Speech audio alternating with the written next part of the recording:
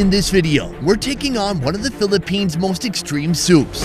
It's called papaitan, also known as cow shit juice soup. Yeah, I've got so many mixed feelings. But before all that, let's back up. On our last fun Filipino food adventure, we entered an Aita village in Pastolan to dine on the Philippines' most shocking food. This is essentially a monkey drumstick. Now we're hitting the road again. Today we have a special mission. We're heading even more northward in Luzon until we reach the Philippines' iconic rice terraces.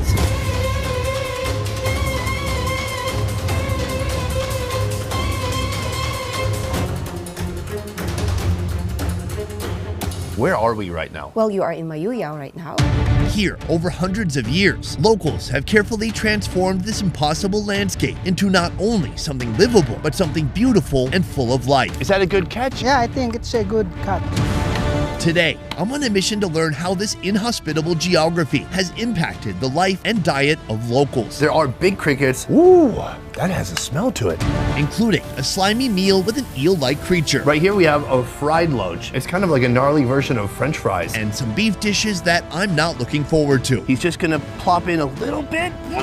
Oh my God, I just saw the whole audience here just like, don't do too much. But before all that, how about a little breakfast? First of all, we are here at Linda's restaurant. Are you Linda? Yes, sir. This is such a unique place in the Philippines. Are there a lot of restaurants here? Well, about 4. What's cool is you can say your restaurant is in like the top 10. I don't think so. It is. Oh, not even top 10? Uh-oh.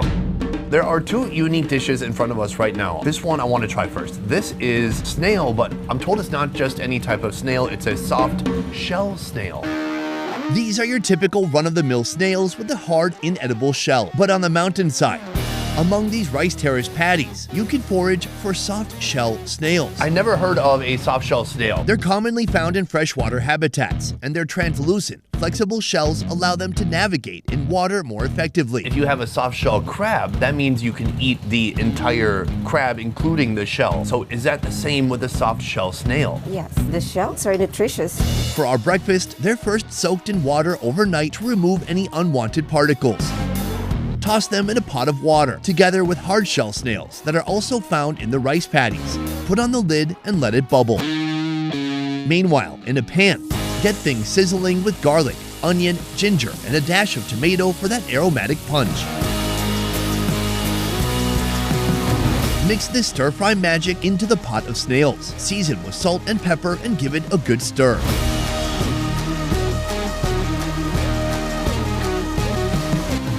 Everything here smells amazing, by the way.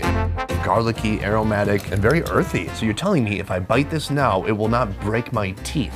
No. Because I don't want to have to go to one of the top 5 dentists. This is Dechi, Mayuyao's Director of Tourism Operations. Soft, right? She's spending the day to show me what her hometown has to offer. That's wild. I don't even know what texture to compare that to. It is a very, very thin shell. It's almost like a thin egg shell when you bite through it. Oh, it's crunchy. Crunchy, and then in the end, when it's small, it's like sand. But it's very soft, and it's kind of absorbed all the sauce. Very earthy flavors, and then the lovely aromatics that you've added in here. Tomato, onion, garlic. That is really unique. In a moment, we're gonna be trying this. This is a dish that has cricket inside. But first, I wanna understand a little bit more about this place. Where are we right now? Well, you are in Mayuyao right now. This is the center of the town. We're quite small. Population's about 7,000. We're a 4th-class municipality in Ifugao. 4th class, what's that mean? The others will be like 2nd-class municipality. It means that they have a much bigger income, but we are more agricultural. And so most of the money made here, most of the industry is through agriculture. Right.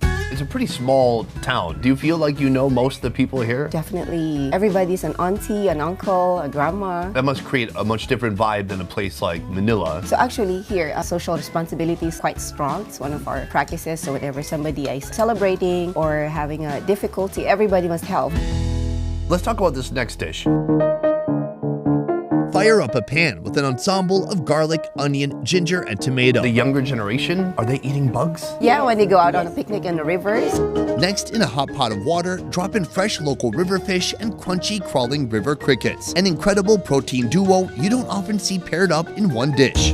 Finally, mix the pan sauce into the soup and bring it all together. I'm digging around. I see a lot of legs sticking out, Linda. Despite boasting high levels of protein, fiber, and minerals, most would not consider inviting crickets to their breakfast. But here, folks do things a little bit differently. There are big crickets, big fish. I just got a little bit of everything here. Fish, onions, crickets. Are you guys eating too? No, we'll watch you. No, you gotta eat too.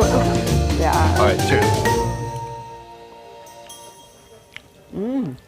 I like it. Linda goes, so satisfied with her own cooking. Earthy, it tastes of the river or the stream, and then very gingery. The fish is nice, fleshy and soft, and the crickets, their bodies absorb all those delicious flavors, and then it gushes out as you chew on their bodies. But then they have so many little legs and wings, so there's kind of a papery element. A lot of people in the West, they would see a dish like this, and it would freak them out, and most probably wouldn't try it. Why do you think people here are more open to a food like this? We know where they come from, so we know the nutrients that you can get from them. These crickets or these fish are clean. They live it in a clean water. Part of my mission today is to understand how food is different here in the highlands and what different unique recipes we can find here that maybe we can't find elsewhere. And this right here, Linda, is a fantastic start. Thank you so much for breakfast, but you and I have a lot more to see. Energized by two Mayu Yao delicacies, we venture downhill for more. Welcome to the iconic Mayu Yao rice terraces.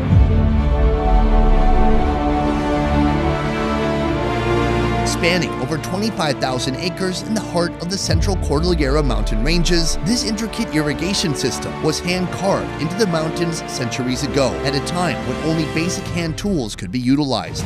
To get a true sense of the life here for Highlanders, you can't just hang out in the small city with their eateries and basketball courts. You have to come here to the rice terraces. Today started with edible snail shells, but there is a lot more to come. This entire day is building up to something called papaitan. The secret ingredient? Cow juice. Yeah.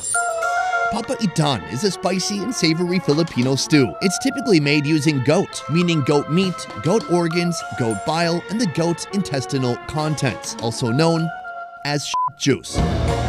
All of this gives papaitan its distinctive but challenging bitter flavor. Here, the Mayu Yao version is made with beef. First, you're gonna need a cow. Meaning, we've got a heck of a lot more meat, and sadly, a heck of a lot more juice. Somehow, within these mountains, among these slopes, people are still raising cows. What they do is they find small sections of flat area, places where the cows can eat the grasses, and they raise them there. Today, they have brought a cow to where we are now in this village.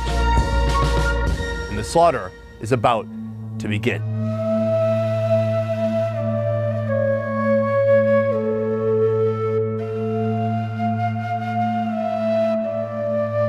With a swift, decisive jab to the throat, the first task is complete, and the real work can begin. Feasts like this are special events, drawing the entire community together to take part in the labor and join together in the final reward. Work continues with cleaning the bull's skin, torching, then scraping it clean. Tackling a beast this size requires two things: time and a lot of patience. Just a stone's throw away from where the beef is being prepped, under the murky waters of the rice paddy, there's a whole hidden world of slippery little critters waiting to be caught and put on a dinner plate. It's easy to look at just one paddy and you think, oh, it's just a pool of water, but it's much more than that, because each paddy has to be a certain depth, but beyond that, each paddy has to fill the other paddies below it. What is the hardest part of maintaining a rice terrace? If the rice field dry, that's the cause of rice field to be eroded. So the farmers try to maintain that the rice paddies always have water, not to be totally dried up. Meet Fidel, the farming expert who caught our breakfast snails, and now he'll be catching another mysterious ingredient. These pools are full of many different types of life. It might be hard to see, but right here there is a loach trap that's been set. Loaches are slimy, eel-like fish found in freshwater bodies around Asia, Europe, and some parts of Africa. I think there's some. I like some. This is the opening, the entrance of the loach, and on the other end is the exit. These fish, with a varied diet of small invertebrates, insects, and algae, play a crucial role in regulating aquatic ecosystem populations. Is that a good catch? Yeah, I think it's a good catch. But here's what I'm really curious about. This isn't a lake, this isn't a pond. How do the loaches get into the rice paddy? Some of the farmers release them to propagate, to multiply. The lives of many loaches in these here terraces begin their journey in Fidel's laboratory. Here, he hatches loach eggs into fingerlings, then sells them to farmers who want to maximize their patty's potential. And so this is like a really multi-purpose cultivation. We've got rice, we've got snails, we've got loaches that have been introduced by people. That's amazing. We're bringing our fresh loaches to a local restaurant where they'll be transformed into 2 dishes that I pray will be less slimy than their current state. But before that, let's see how our beefy feast is progressing. With the skin clean, villagers move on to butchering. Large sections of the bull are removed. Then the meat is gradually chopped down into smaller bits, all destined for a different variety of dishes. Every part of the animal, quite literally from the nose to the penis, as well as the revered bile sac, are integral to today's mountain menu. While work continues, the loaches await their inevitable fate. Between us, we have 2 delicious looking loach dishes. Right here, we have a fried loach. First, season the loaches with salt and pepper. It smells fishy and fried. Then quite gruesomely, sink them into the viciously hot oil. Next time you're looking for a high-protein replacement for French fries, consider frying up some loaches. Once they've reached the pinnacle of crispiness, whisk them out of the oil and serve them with a side of vinegar and charred garlic.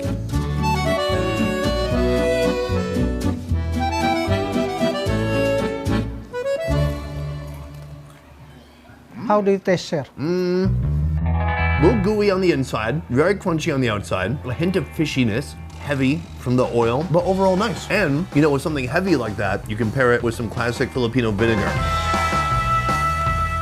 It's delicious. Balance. I like it. Here we have, I don't know, more of the slimy, slippery option. Begin by heating up oil to saute garlic and onion. Infuse the mix with bay leaves, star anise, tomatoes, ginger, bell peppers, and liquid seasoning. This is what they call ginataan. Allow the flavors to meld. Then, if you must, introduce the loaches, letting them soak in the savory blend. Pour in coconut milk and water and let it simmer. Finish with the addition of string beans, fish paste, green onions, and green chilies.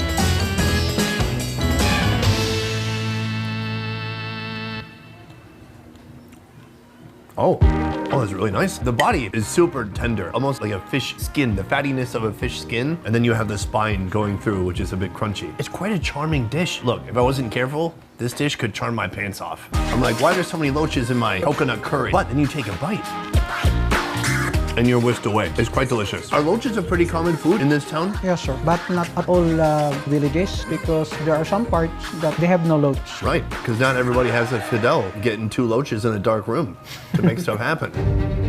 As we wrap up our loach-filled lunch, cooking for our beefy feast has begun, starting with Papa Itan. Slice open the bull's stomach and you'll find it full of grass soaked in digestive juices. The grass is carefully squeezed by hand into a bucket and will be used later in this recipe. Next, the cow's ensemble of internal organs are set to boil, creating a flavor-filled stock for later.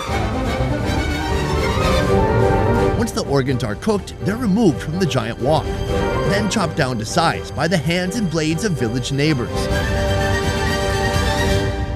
As this dish slowly takes shape, I'm introduced to another, something euphemistically called bat and balls. Now I know balls, big fan of balls over here. What is a bat referring to? The peas and balls. Oh, that's what the bat is. The impressively sized bat and balls are sliced open to maximize surface area. Then they're pressure cooked to save time. On the side, heat up oil and saute ginger, garlic, pepper, bay leaves, and shallots. Once the mixture has gently caramelized, add water, then transfer the bat and balls to a new pot. Season with salt, then pressure cook for an hour more. The final step, take the bat and balls out, chop them down to proper mouth-sized pieces. Is this usually food for guys? Only for guys. Usually for men, but luckily for you, you know, equality. Oh my gosh. Then mix with ginger and pepper. Serve with a beef stock, in case you find the bat and balls a bit challenging to get down. The best part about this is you don't really know what is what. You don't know what is a bat, what is a ball, what's a bench, what's a baseball glove. Okay, a bit gelatinous. It's been pressure cooked a bit, so it's kind of gummy. A little tough, the skin. Slightly leathery. Flavors are good. It's a strong taste of ginger and peppercorn. A lot of spices. Lots of spice. I like it overall. What do you think? It's okay.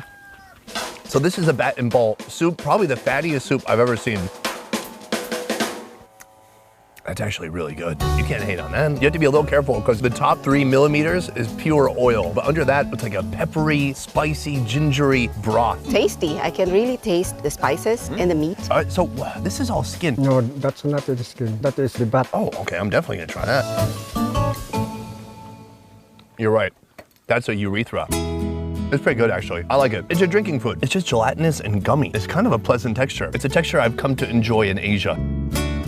When we first drove into this community, I was really struck by how difficult a place this is to adapt to. What are the biggest challenges people are facing here? It's the irrigation, mainly because of the location, so we need to improve our infrastructure to maintain our rice terraces. For you, what do you think? Public transportation, I think that will make it easier for us to connect with other towns and cities. We do regularly have typhoon season, so we got used to that. Appetized with a sample of beef mayu yao mastery, I head back down the mountainside to witness the remaining dishes taking shape, including a nose-to-tail recipe that includes a literal nose. It's going to be an adventure to taste this one. But first, the papaitan continues. Oil is infused with a buzzing seasoning mixture of ginger, garlic, shallots, pepper, and bay leaves. Now enter the organs, soaking up those much-needed robust flavors. Transfer these stir-fried organs back into the soup they were boiled in moments ago. At this point, this unlikely stew is already brimming with funky aromas and powerful flavors. But for folks in Mayu Yao, this is just the canvas. The real flavor enhancers are about to go inside. There are 3, and I'm going to see Eduardo take it away. So right here we have small intestine that has not been cleaned, it's just been boiled. So the half-digested food that is inside, that is going to help make this soup extra bitter. We have the bile sac. He's just going to plop in a little bit. That's... Oh my God. What do you think? Was that too much? This is the juice. They're putting in a little bit of water to dilute it. He's got a strainer here. So he strains, look, we don't want all the particles, we just want the juice. I mean, this is just magic right here. Do you know Iron Chef? Yes, sir. Your ingredient is? Cowshit. This is moments away from being finished. It is green, it's murky, it's earthy. We are gonna be trying this, not yet, but very soon. To finish it up, add salt, water, and the fiery kick of green chilies. With a day's work in the books, it's time for the community to join together in a mountainside Mayu Yao meal. A meal you're unlikely to find anywhere else in the Philippines.